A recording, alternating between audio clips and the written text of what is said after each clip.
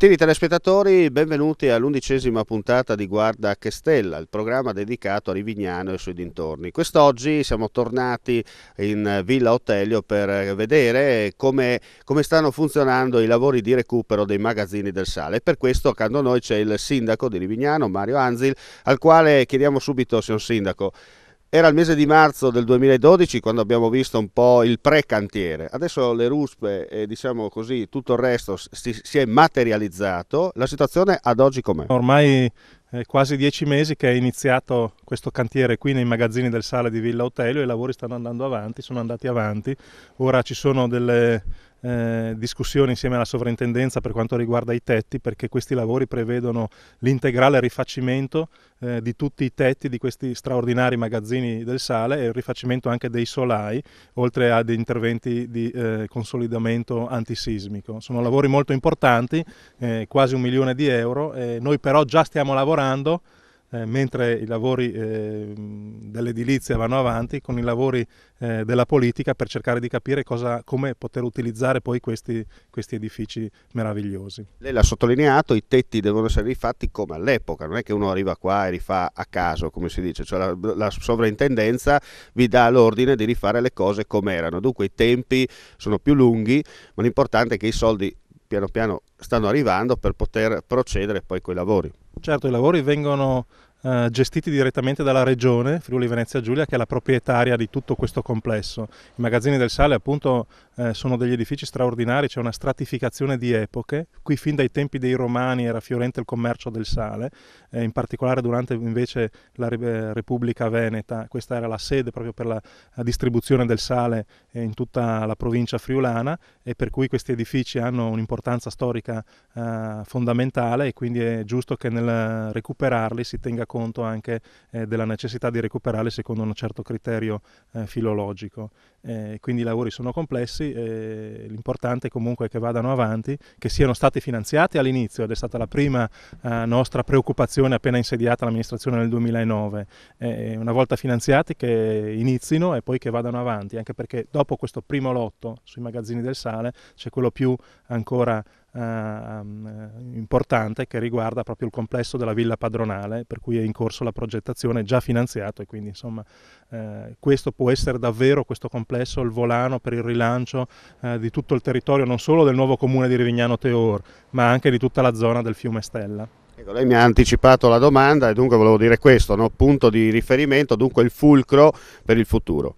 Certo, è difatti proprio per quello già da mesi parallelamente ai lavori e alla progettazione stiamo cercando di capire cosa fare di questi magazzini del sale. Abbiamo letto pochissimi giorni fa del ritrovamento a Precenicco di questa interessante imbarcazione che può essere classificata intorno all'anno 1000, e lì il professor Capulli dell'Università di Udine ha già detto che gli piacerebbe poterla esporre qua. Infatti insieme alla sovrintendenza per i beni archeologici da tempo è in corso tra il comune di Rivignano e la sovrintendenza stessa una serie di valutazioni per utilizzare una parte, perché sono grandissimi questi magazzini, ma una parte di questi magazzini per poter esporre tanto materiale che in regione c'è già e altro che stanno recuperando relativo all'archeologia fluviale.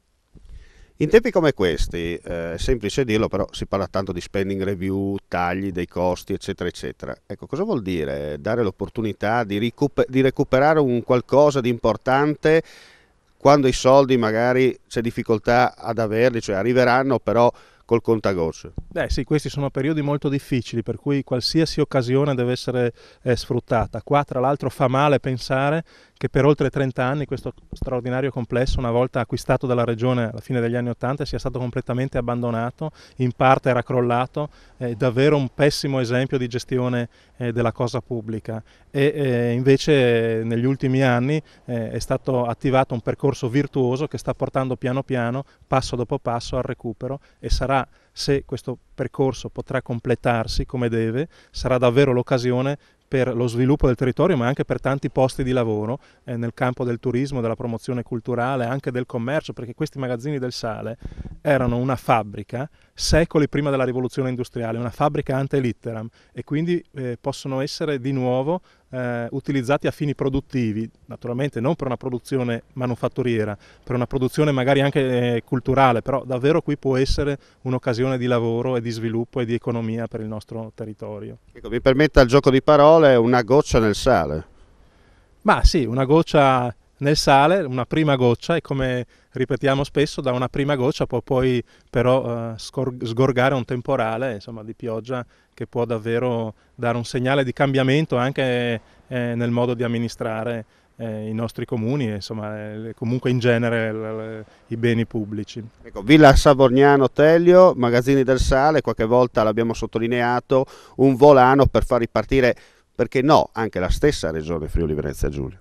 Certo, difatti questa è un complesso, una villa con tutte le sue pertinenze che è di proprietà della regione e le università, ormai sono più di una, ha iniziato quella di Venezia, ma poi ha seguito anche diverse facoltà di Udine, poi anche Padova, che stanno studiando la nostra amministrazione comunale, il nostro territorio, hanno compreso che questo è davvero uno dei beni più importanti che ci sia per valenza storica, culturale e anche architettonica dell'intera regione Friuli Venezia Giulia. E quindi è un complesso che, se adeguatamente valorizzato, può portare a un rilancio messo in sinergia con la Villa Manin. Abbiamo fatto già un incontro con il dottor Cainero, il quale ci ha garantito la sua disponibilità, insomma, messa in rete con tutti gli altri beni che la regione può offrire, pubblici e privati, può far parte davvero di un sistema molto forte di rilancio dell'economia regionale. Signor Sindaco, stiamo andando verso ponente per quanto riguarda questa puntata di Guarda che Stella. Il cantiere lo abbiamo visto, ne abbiamo parlato tanto, cosa dobbiamo aggiungere ancora?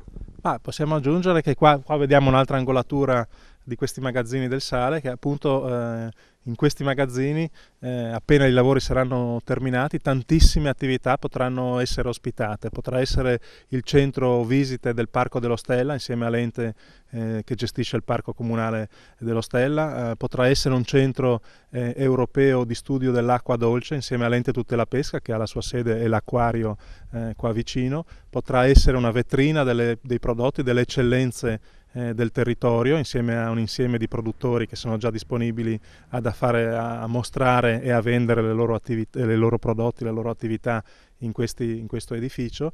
Potrà essere, insieme alla sovrintendenza, come dicevamo, sede del Museo dell'Archeologia Fluviale,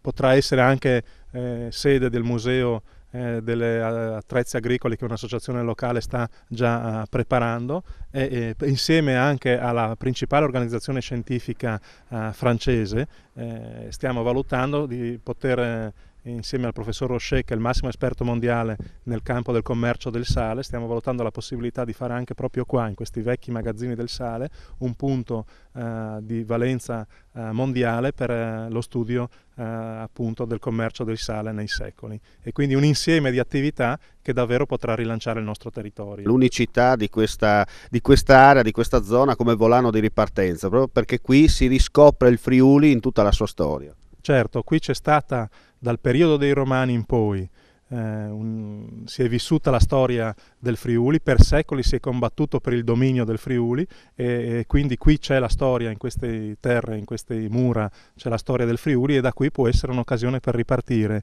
coniugando la conservazione del territorio con il suo rilancio economico e coniugando anche la cultura con l'economia. Tempi previsti per l'apertura? Per questa parte i magazzini del sale presumo che nel giro di un anno possano essere aperti, anche se limitatamente, perché questo intervento è più di consolidamento per evitare che crollino del tutto. Per quanto riguarda invece la parte padronale della villa, il discorso è più lungo, perché siamo ancora in fase di progettazione, ci vorranno sicuramente anni, ma è chiaro che bisogna disegnare adesso quello che sarà lo sviluppo dei prossimi decenni. Termina qui, gentili telespettatori, l'11ª puntata di Guarda che Stella, qui insieme alla mia amica, alla mia amica, possiamo confermare, la mia amica. Vi salutiamo e vi diamo appuntamento alla prossima puntata. Saluto anche tu. Ecco, saluto, ciao.